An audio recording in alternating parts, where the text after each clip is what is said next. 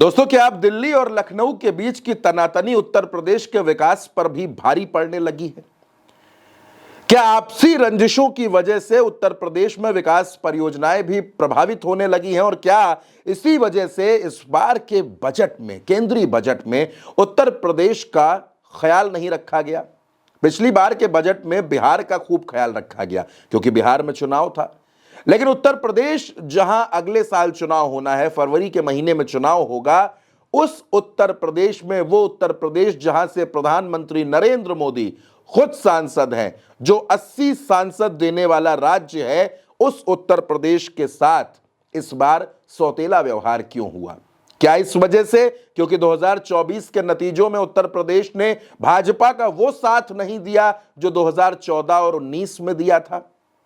ऐसी बातें क्यों कही जा रही हैं, क्यों इनकी चर्चा हो रही है? उसकी वजह है नरेंद्र मोदी सरकार का इस बार का केंद्रीय बजट जो पेश किया गया। उसमें उत्तर प्रदेश को क्या मिला, क्या नहीं मिला, दोनों पर बात करेंगे। सबसे पहले आपको यह बता देते हैं कि उत्तर प्रदेश को मिला क्या है, क्योंकि उसकी फहरिस्त बड़ी छोटी सी है। मैं आपको वो बता देता हूं। दोस्तों, वित्त मंत्री निर्मला सीतारमण के पिटारे से उत्तर प्रदेश के लिए 1500 किलोमीटर के 2 हाई स्पीड रेल कॉरिडोर और शिप मरम्मत सेंटर के अलावा और कुछ खास नहीं मिला। पहला कॉरिडोर दिल्ली से वाराणसी के बीच होगा और दूसरा वाराणसी से सिलीगुड़ी के बीच होगा, जो सिलीगुड़ी पश्चिम बंगाल में है। पश्चिम बंगाल में चुनाव है, आप इसको समझिएगा। बजट में काशी पर फोकस किया गया है, जहां काशी से ही दोनों कॉरिडोर शुरू होंगे, वहां पोर्ट भी बनाया जाएगा।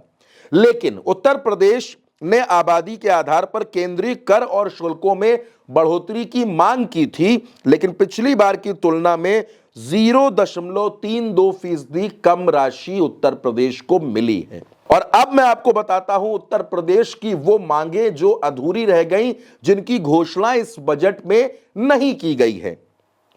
जैसे पश्चिमी यूपी में एम्स, उत्तर प्रदेश में गोरखपुर और रायबरेली में एम्स है। पश्चिमी यूपी में कोई एम्स नहीं है, इस बार के बजट में भी यह मांग अधूरी रही। जैसे बुंदेलखंड में आईआईटी की स्थापना, बुंदेलखंड जो काफी पिछड़ा है शिक्षा के लिहाज से और क्षेत्रीय विकास के लिहाज से भी, जहां के लिए जरूरी था, उसको वो आईआईटी नहीं मिल पाया।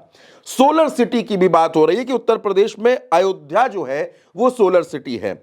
यूपी सरकार ने प्रदेश के 17 नगर निगमों को सोलर सिटी बनाने के लिए 1000 करोड़ रुपए मांगे थे, जो नहीं मिले।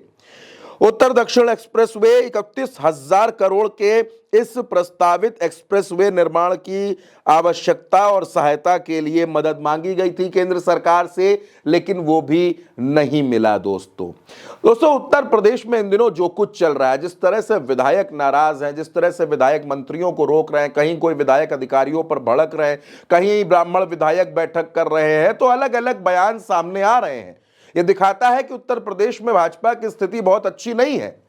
विपक्ष तो भाजपा को घेरेगा, लेकिन जिस केंद्र सरकार से बड़ी उम्मीदें होती हैं, डबल इंजन की बातें कही जाती हैं, दिल्ली की उस केंद्र सरकार ने भी इस बजट में, इस बार के बजट में उत्तर प्रदेश को निराश कर दिया है। उत्तर प्रदेश की जनता को बहुत कुछ नहीं मिला है। तमाम मांगे सामने आ रही हैं जो एक बार फिर से अधूरी रह गई हैं। तो ये अधूरी मांगे उत्तर प्रदेश में भाजपा को कितना मजबूत करेंगी और उत्तर प्रदेश में क्या 2027 के चुनाव की जो पगडंडी है वो भाजपा के लिए मुश्किल होने जा रही है? आप इस पर क्या सोचते हैं? आप अपनी राय भारत एक सोच के कमेंट बॉक्स में हमें जरूर बताइएगा। नमस्कार।